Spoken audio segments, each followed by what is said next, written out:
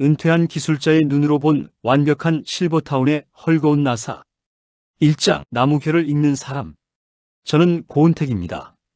올해 74세죠. 1951년에 태어나서 평생을 나무와 함께 살았습니다. 아침에 눈을 뜨면 제일 먼저 보이는 건 침대 옆 서랍장 위의 대패입니다. 아버지께서 물려주신 것으로 손잡이 부분이 반들반들하게 달아 있습니다. 그 옆엔 낡은 줄자가 하나 놓여 있죠. 40년 넘게 쓴 것인데 숫자가 거의 지워져서 감으로 제할 정도입니다. 오늘은 제 생일이었습니다. 74번째 생일이죠. 혼자 사는 집이라 특별할 것도 없지만 TV를 켜고 아침을 먹고 있었습니다. 뉴스에서 뭔가 나오더군요.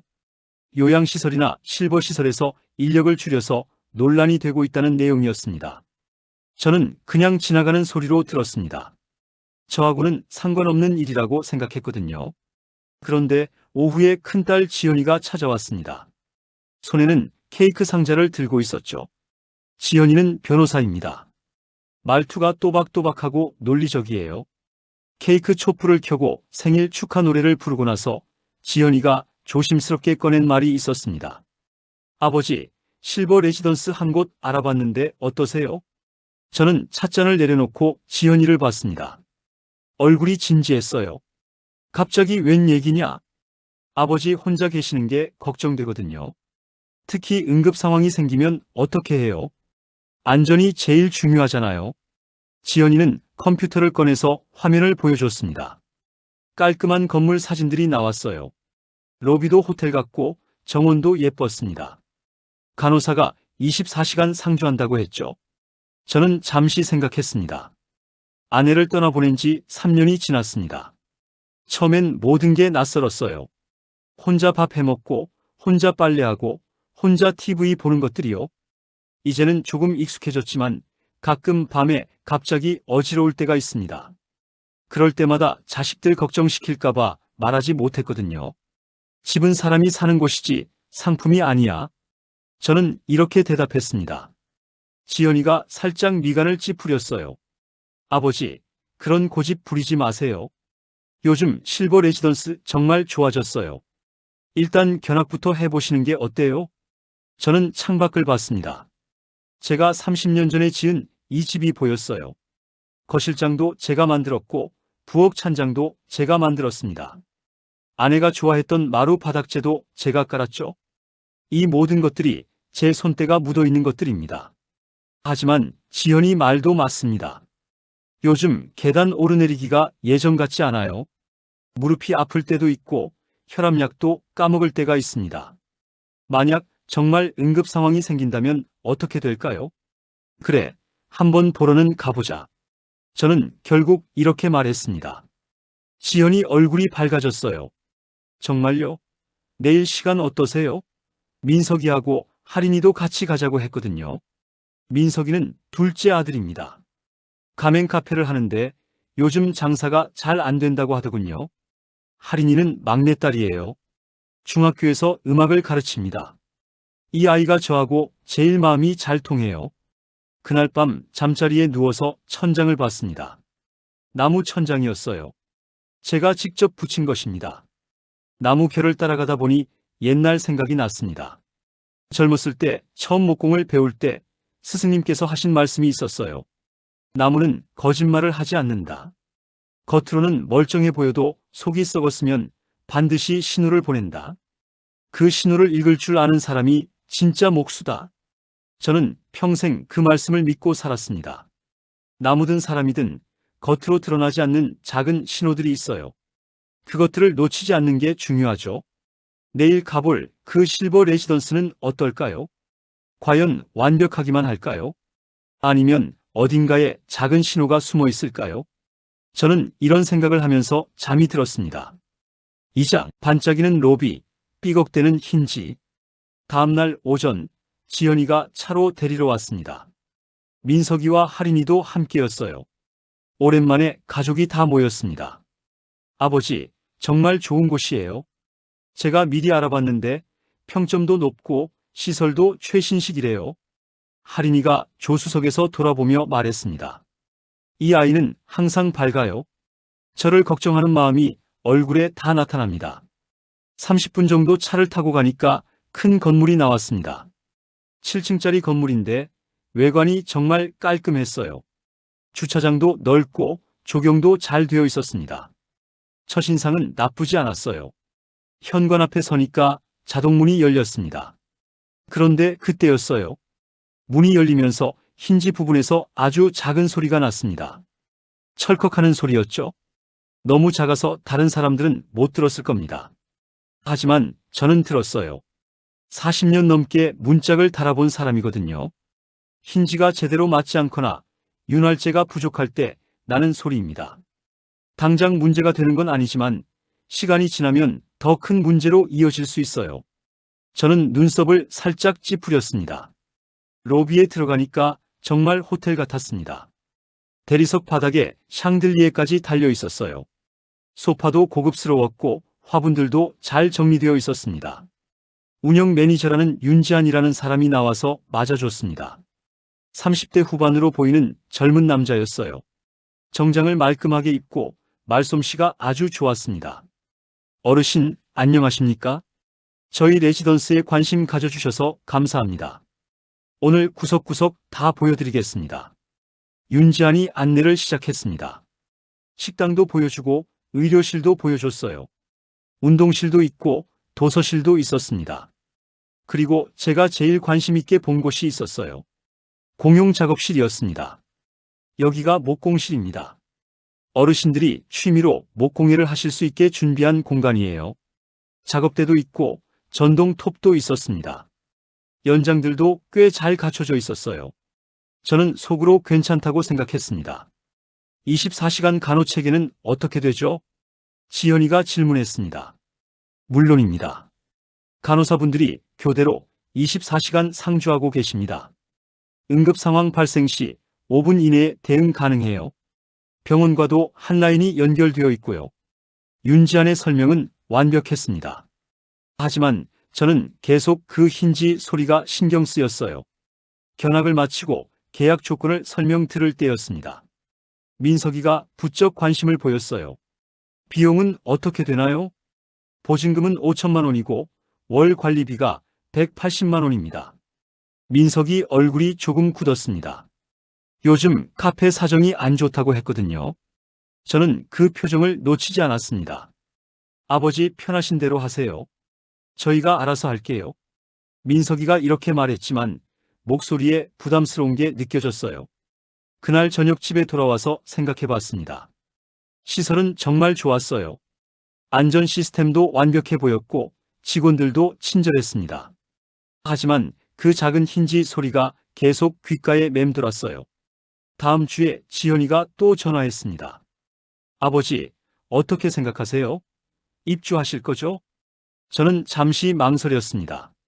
아이들이 걱정하는 마음도 이해했고 실제로 혼자 있을 때 불안할 때도 있었거든요. 특히 밤에 어지러울 때는 정말 무서웠어요. 알겠다. 들어가 보자.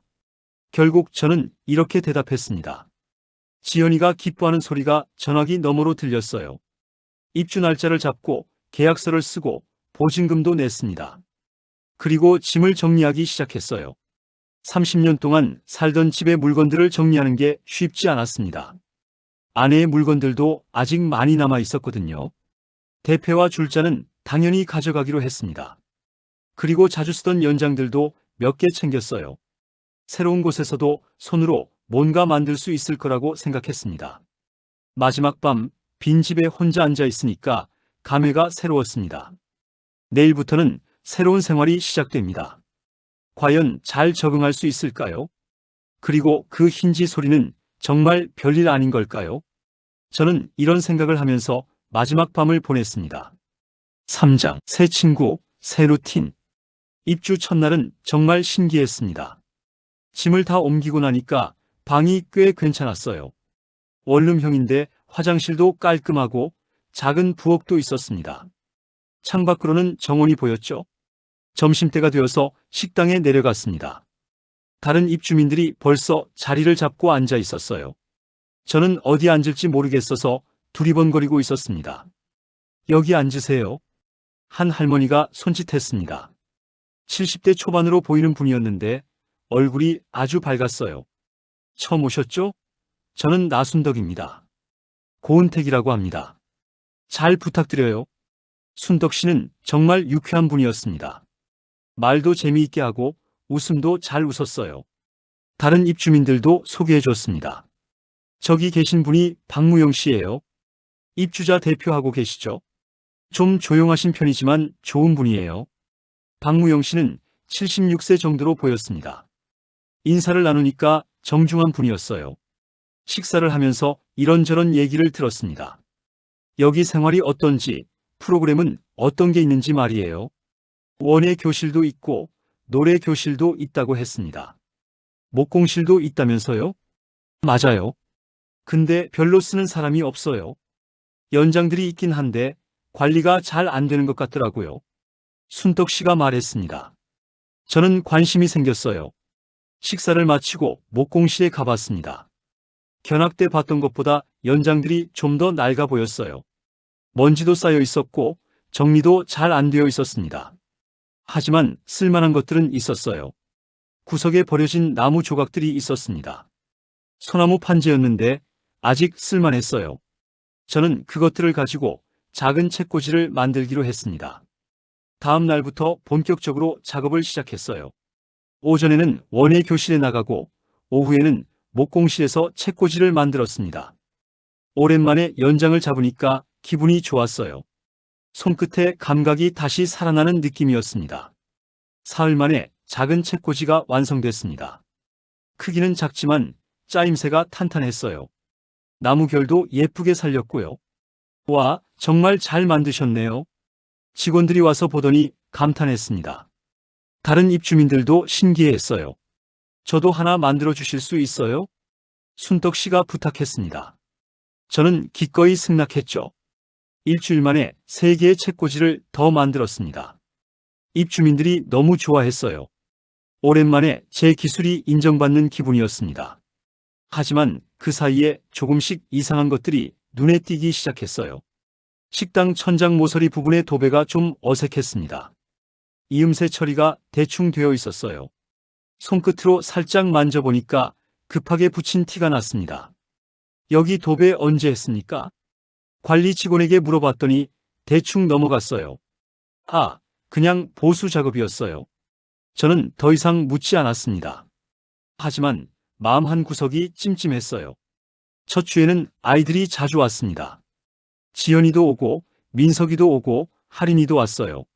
새 환경에 잘 적응하는지 걱정이 많았나 봅니다. 아버지, 어때요? 불편한 건 없으세요? 하린이가 물었습니다. 괜찮다. 사람들도 좋고 시설도 좋아. 저는 이렇게 대답했습니다. 실제로 나쁘지 않았거든요. 순덕 씨 같은 좋은 친구도 생겼고 목공도 할 수 있었으니까요. 하지만 시간이 지나면서 아이들의 방문이 점점 줄어들었습니다. 지연이는 큰 사건을 맡아서 바빠졌고 민석이는 카페 매출 때문에 스트레스를 받고 있었어요. 하린이도 학기 업무 때문에 자주 오지 못했습니다. 처음엔 서운했어요. 저를 여기 맡기고 편하게 지내는 게 아닌가 하는 생각도 들었습니다. 하지만 곧 이해했어요. 다들 자기 삶이 있는 거니까요. 대신 이곳에서의 새로운 루틴이 생겼습니다. 아침에 일어나서 간단한 체조를 하고 아침 식사를 하고 오전에는 원예나 프로그램에 참여하고 오후에는 목공실에서 시간을 보냈어요. 저녁에는 순덕 씨와 산책을 하거나 TV를 봤습니다. 나쁘지 않은 생활이었어요. 하지만 가끔 마음 한구석에서 뭔가 불안한 느낌이 들었습니다. 정확히 뭔지는 모르겠지만 뭔가 완벽하지 않다는 느낌 말이에요. 몫으로 40년을 살면서 배운 게 있습니다. 겉으로는 멀쩡해 보여도 작은 신호들을 놓치면 안 된다는 것이죠. 그리고 그 신호들이 하나씩 보이기 시작했습니다. 사장, 모래 같은 작은 이물감들. 한 달이 지나고 나니까 조금씩 변화가 느껴졌습니다. 처음엔 눈치채지 못했던 것들이 하나씩 보이기 시작했어요. 제일 먼저 눈에 띈 건 식사였습니다. 입주 첫 주에는 반찬 가짓수도 많고 맛도 괜찮았어요. 그런데 한 달이 지나니까 반찬 가짓수가 줄어들었습니다. 김치도 예전만큼 맛있지 않았어요. 요즘 식사가 좀 어때요? 순덕 씨에게 물어봤습니다. 저도 그래요. 처음엔 괜찮았는데 요즘은 좀 그렇더라고요. 식자재 업체를 바꾼 것 같던데. 순덕 씨도 같은 생각이었습니다. 박무영 씨에게도 물어봤더니 비슷한 대답이 돌아왔어요. 그리고 프로그램 취소도 잦아졌습니다. 원예 교실이 갑자기 취소되거나 강사가 안 온다고 하는 일이 생겼어요. 처음엔 그럴 수 있다고 생각했는데 너무 자주 그랬습니다. 어느 날 밤 화장실에 가려고 복도를 나섰는데 비상등이 깜빡거리고 있었습니다. 형광등이 수명이 다 되어가는 건지 깜빡깜빡했어요. 어둠 속에서 깜빡이는 불빛이 좀 무서웠습니다. 다음날 관리실에 얘기했더니 곧 교체하겠다고 했어요. 하지만 일주일이 지나도 그대로였습니다. 그리고 야간에 간호사가 없다는 얘기가 돌기 시작했어요. 정확히는 있긴 한데 한 명이 여러 층을 돌아다니면서 관리한다는 얘기였습니다. 24시간 상주한다고 했는데 실제로는 그렇지 않은 것 같았어요. 저는 이런 것들이 신경 쓰였습니다. 하나하나는 작은 문제지만 모이면 큰 문제가 될 수 있거든요. 몫으로 일할 때도 그랬어요. 작은 틈, 작은 흔들림을 놓치면 나중에 큰 사고로 이어집니다. 어느 날 저는 관리실에 찾아갔습니다. 손에는 A사 용지 한 장을 들고 있었어요. 제가 직접 작성한 개선 의견서였습니다. 안녕하세요. 입주민 고은택입니다. 네, 어떤 일로 오셨어요? 김주임이라는 젊은 직원이 응대했습니다. 몇 가지 개선했으면 하는 것들이 있어서요. 저는 의견서를 내밀었습니다. 복도 비상등 교체, 식사질 개선, 프로그램 안정적 운영, 야간 간호 체계 점검 등을 적어놨었어요. 목수 출신답게 체크리스트로 정리했습니다. 김주임이 의견서를 받아보더니 대충 읽어보는 신용만 했어요. 검토해 보겠습니다. 일주일 후에 답변이 왔습니다. 검토 결과 현재 운영상 문제가 없는 것으로 판단됩니다. 모든 것이 규정에 맞게 운영되고 있습니다. 규정에 맞다는 말이었어요. 하지만 여전히 비상등은 깜빡거렸고 식사는 예전만 못했습니다. 그날 밤 잠자리에서 생각해봤습니다. 혹시 제가 너무 예민하게 구는 건 아닐까요? 나이 들어서 잔소리꾼이 된 건 아닐까 하는 생각도 들었어요. 하지만 다음날 목공실에서 작업을 하다가 확신이 섰습니다. 전동톱 전원 코드가 살짝 벗겨져 있는 걸 발견했거든요. 위험할 수 있는 상황이었어요. 바로 관리실에 신고했습니다. 위험하니까 사용 금지시키고 수리해 주세요. 네, 알겠습니다. 하지만 사흘이 지나도 그대로였어요. 저는 직접 전기 테이프로 응급처치를 했습니다. 이런 일들이 계속되니까 마음이 불안해졌습니다. 겉으로는 좋아 보이지만 세세한 부분에서 관리가 소홀한 게 느껴졌어요. 순덕 씨와 산책하면서 이런 얘기를 했습니다. 순덕 씨는 어떻게 생각해요? 저도 요즘 그런 생각을 해요. 처음에 오면서 받았던 안내서하고 다르다는 생각이 들어요. 순덕 씨도 비슷한 느낌이었습니다. 박무영 씨도 그런 얘기 하시더라고요. 입주자 대표로서 뭔가 해야 하는데 어떻게 해야 할지 모르겠다고. 저는 속으로 생각했습니다. 이런 작은 문제들이 모래알 같다고요. 처음엔 별로 신경 안 쓰이지만 계속 쌓이면 기계를 망가뜨릴 수 있습니다. 그날 밤 할인이가 전화했습니다. 아버지, 잘 지내세요? 요즘 바빠서 자주 못 가뵙네요. 괜찮다? 너도 바쁜데 뭘? 혹시 불편한 거 있으면 언제든 말씀하세요. 제가 확인해 볼게요. 할인이의 목소리가 따뜻했습니다. 저는 잠깐 이런 얘기들을 털어놓을까 생각했어요. 하지만 그러면 할인이가 걱정할 것 같았습니다. 별일 없다. 걱정 마라. 전화를 끊고 나서 창밖을 봤습니다. 정원의 조명이 켜져 있었어요. 예쁘게 꾸며놓긴 했지만 뭔가 속이 빈 것 같은 느낌이었습니다. 저는 이런 생각을 하면서 잠이 들었습니다. 내일은 또 어떤 작은 신호가 보일까요? 5장 첫 번째 큰 금 낙상과 지연 호출. 그 사건은 화요일 오후에 일어났습니다. 박무영 씨가 샤워를 하다가 미끄러진 거예요. 저는 목공실에서 작업을 하고 있었는데 갑자기 복도에서 소란스러운 소리가 들렸습니다. 나가보니까 사람들이 모여 있더군요. 무슨 일입니까? 박무영 씨가 화장실에서 넘어지셨대요. 순덕 씨가 걱정스러운 표정으로 말했습니다. 박무영 씨 방 앞에는 이미 직원 2명이 와 있었어요. 그런데 이상했습니다. 간호사는 보이지 않았어요. 간호사는 어디 있어요? 지금 올라오고 있어요. 직원이 대답했습니다. 하지만 10분이 지나도 간호사는 나타나지 않았어요. 박무영 씨는 결국 직원들의 도움으로 침대로 옮겨졌습니다. 다행히 큰 부상은 없어 보였지만 허리를 다친 것 같았어요. 비상벨은 눌렀는데 왜 이렇게 늦게 와요? 박무영 씨가 힘없는 목소리로 물었습니다. 시스템에 문제가 있었나 봅니다. 죄송합니다. 간호사가 뒤늦게 나타나서 사과했어요. 저는 이상했습니다. 견학할 때 분명히 응급 상황 발생 시 5분 이내에 대응한다고 했거든요. 그런데 실제로는 20분 넘게 걸렸어요. 다음 날 박무영 씨를 문안했습니다. 침대에 누워 있었지만 의식은 괜찮았어요. 고은택 씨 고맙습니다. 몸은 어때요? 허리가 좀 아프지만 괜찮아요. 그런데 이거 이상하지 않아요? 비상벨을 눌렀는데 이렇게 늦게 온다는 게 박무영 씨도 의문을 가지고 있었습니다. 저는 박무영 씨 화장실을 슬쩍 봤어요. 바닥이 너무 매끈했습니다. 미끄러지기 쉬운 재질이었어요. 안전바는 있었지만 위치가 애매했습니다. 여기 바닥에 미끄럼 방지 처리를 해야겠어요. 저는 관리실에 가서 제안했습니다. 실리콘 테이프나 미끄럼 방지 스티커를 붙이면 간단히 해결될 문제였어요. 그런 건 규정 위반입니다. 함부로 시설을 변경할 수 없어요. 김 주임이 딱 잘라 말했습니다. 그럼 언제 개선할 건데요? 상부에 보고해서 검토해 보겠습니다. 또 검토라는 말이었어요. 저는 답답했습니다. 그날 저녁 순덕 씨와 산책을 하면서 이 얘기를 했습니다. 이상하지 않아요?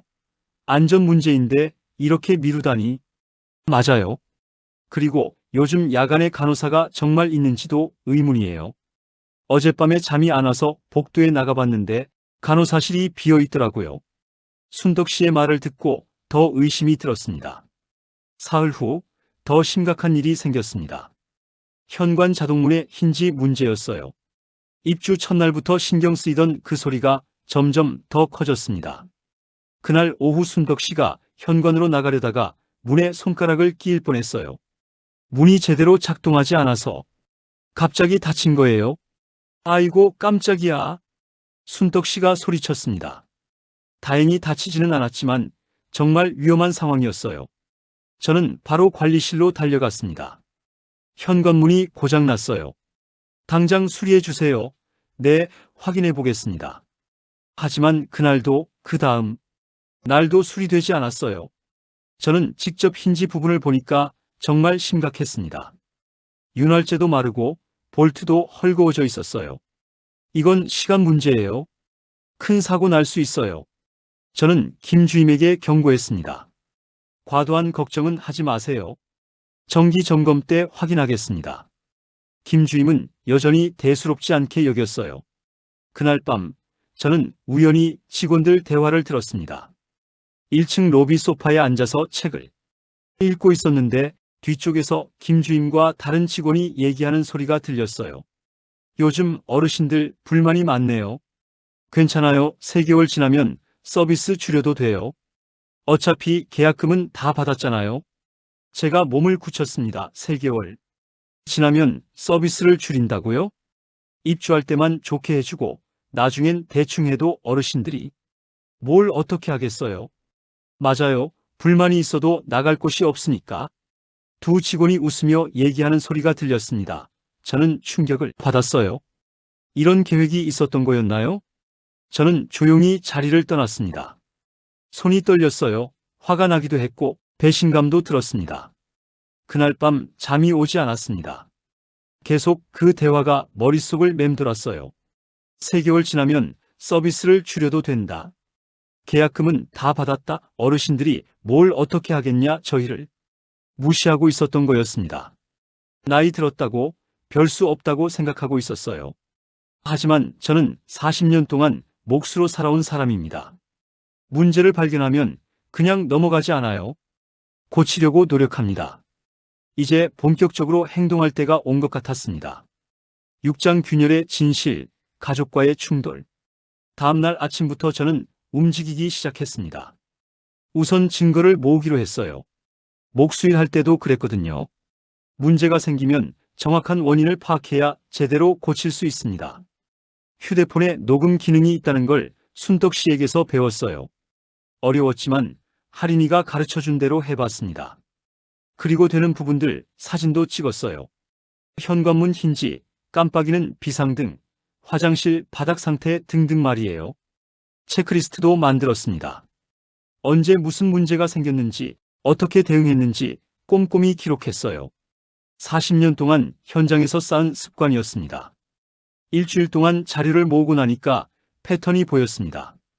입주 초기에는 괜찮았던 것들이 한 달 지나면서부터 하나씩 문제가 생기기 시작했어요. 그리고 대응은 점점 늦어지고 있었습니다. 특히 야간 간호 체계가 심각했어요. 밤 12시부터 새벽 6시까지는 간호사가 한 명도 없는 시간대가 있었습니다. 24시간 상주한다던 약속과는 완전히 다른 거였죠. 할인이에게 전화했습니다. 할인아, 아빠가 할 얘기가 있는데.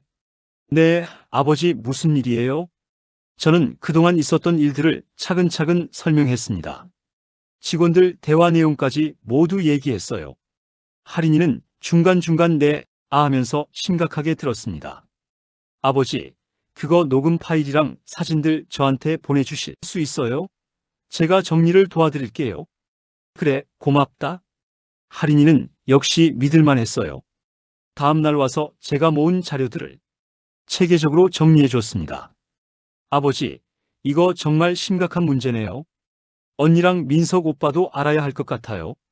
주말에 지현이와 민석이가 왔습니다. 저는 새 아이들 앞에서 상황을 설명했어요.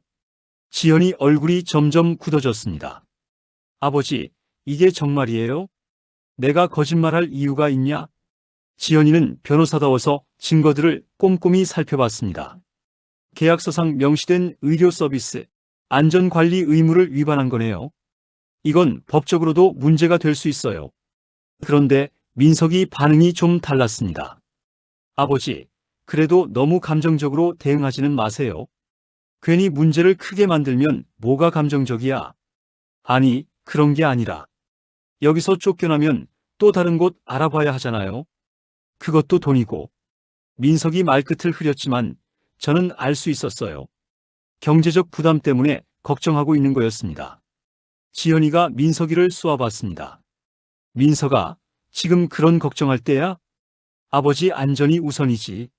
나도 그렇다는 거 아니야. 하지만 현실적으로 생각해야지 형제끼리. 언성이 높아지기 시작했어요. 저는 답답했습니다. 그만해라, 둘 다. 제 목소리에 두 아이가 입을 다물었어요. 민석아, 네가 장사 힘들다는 거 안다. 그렇다고 이런 문제를 그냥 넘어갈 순 없어. 민석이 얼굴이 빨갛게 달아올랐습니다. 아버지도 그렇게 말씀하시면 저도 최선을 다하고 있는데 누가 너를 탓했냐? 아니에요, 괜찮아요. 아버지 문제가 더 커지면 돈도 더. 민석이가 말실수를 했습니다. 제 마음이 철렁했어요. 그래, 내가 돈 먹는 하마구나. 아버지, 그런 뜻이 아니에요. 민석이가 당황했지만 이미 늦었어요. 속마음이 드러난 거죠. 지연이가 민석이를 나무랐습니다. 민석아, 정신 좀 차려. 지금 상황이 뭔데 그런 소리야. 그날 아이들은 서로 싸우면서 갔습니다. 지연이는 법적으로 했고 민석이는 조용히 해결하자고 했어요. 할인이만 제 편이었습니다. 저는 혼자 남아서 생각했습니다. 아이들이 저를 걱정하는 마음은 알겠어요. 하지만 각자 입장이 다르다는 것도 느꼈습니다. 지연이는 원칙대로 하려 하고 민석이는 현실적인 걱정을 하고 할인이는 제 감정을 이해하려고 했어요. 하지만 이런 상황에서 포기할 수는 없었습니다. 저만의 문제가 아니었거든요. 여기 사는 다른 어르신들도 있고 앞으로 들어올 분들도 있어요. 그날 밤 순덕 씨와 박무영 씨에게 전화했습니다. 우리가 뭔가 해야 할 것 같아요. 두 분 모두 동의했습니다. 특히 박무영 씨는 입주자 대표로서 책임감을 느끼고 있었어요. 제가 너무 소극적이었나 봅니다. 이제 제대로 해보죠. 박무영 씨가 달라진 모습을 보였습니다. 저희는 다른 입주민들을 만나서 의견을 들어보기로 했어요. 생각보다 많은 분들이 비슷한 경험을 하고 있었습니다. 저도 밤에 어지러웠는데 간호사를 찾을 수 없었어요. 음식도 처음보다 많이 나빠졌죠. 프로그램도 자주 취소되고 입주민들의 불만이 쏟아져 나왔습니다. 다들 참고 있었던 거였어요. 저는 확신했습니다. 이제 행동할 때가 됐다고요. 실장 연대와 협상. 박무영 씨가 입주자 간담회를 소집했습니다. 총 15명의 입주민이 모였어요. 생각보다 많은 분들이 참석해 주셔서 고마웠습니다. 오늘 모인 이유를 다들 아시죠? 최근에 여러 가지 문제들이 생기고 있어서 우리가 함께 대응해 보자는 겁니다. 박무영 씨가 회의를 시작했습니다. 예전의 소극적인 모습과는 완전히 달랐어요. 저는 그동안 모은 자료들을 발표했습니다. 사진과 녹음 파일, 체크리스트를 보여드렸죠. 다른 입주민들이 놀라는 표정이었어요. 이렇게 체계적으로 정리하시다니 역시 기술자 출신이세요. 한 할머니가 감탄했습니다. 순덕 씨도 자신이 겪은 일들을 얘기했어요. 야간 간호사 부재, 음식 질 저하, 프로그램 취소 등등 말이에요. 저희만 그런 게 아니었네요. 다들 비슷한 경험을 하고 계셨구나. 모든 분들이 고개를 끄덕였습니다. 그때 할인이가 중요한 제안을 했어요. 아버지, 이거 언론에 알려야 하지 않을까요? 제 제자 어머니 중에 지역신문 기자가 있는데 기자요? 네, 서가영 씨라고 하는데 이런 사회 문제에 관심이 많으세요. 저는 잠깐 망설였습니다. 언론에까지 알리는 게 좋을까요? 하지만 생각해보니 우리만의 문제가 아니었어요. 다른 실버타운에서도 비슷한 일이 벌어질 수 있잖아요. 그래, 연락해봐라. 다음 날 서가영 기자가 왔습니다. 40대 초반의 여성이었는데 노트북과 녹음기를 가져왔어요. 안녕하세요. 할인 선생님께서 연락 주셨는데 정말 심각한 문제네요. 서 기자는 저희 얘기를 꼼꼼히 들었습니다. 특히 제가 모은 증거들에 관심을 보였어요. 이 정도면 기사화할 수 있겠어요. 다만 운영사 측 입장도 들어봐야겠고요. 그날 오후에 운영사에서 긴급 회의를 요청해 왔습니다. 윤지한 매니저가 직접 나타났어요. 평소보다 표정이 심각했습니다. 입주민 여러분, 불편을 끼쳐드려서 죄송합니다. 개선할 부분들을 검토해 보겠습니다. 하지만 구체적인 약속은 하지 않았어요. 그냥 검토하겠다는 말만 반복했습니다. 박무영 씨가 나섰습니다. 검토가 아니라 언제까지 어떻게 개선할 건지 구체적으로 말씀해 주세요. 그건 시간이 필요합니다. 윤지한이 곤란해했습니다. 그때 지현이가 나타났어요. 정장을 말끔하게 입고 서류 가방을 들고 있었습니다. 안녕하세요. 입주민 고은택의 딸 이지현 변호사입니다. 지현이가 명함을 내밀었어요. 윤지한의 표정이 더 어두워졌습니다. 계약서를 다시 검토해봤는데요. 24시간 의료 서비스, 시설 안전관리 의무 등이 명시되어 있습니다. 이 부분들이 제대로 이행되지 않고 있는데 이는 명백한 계약 위반이에요. 지연이가 차근차근 법적 근거를 설명했습니다.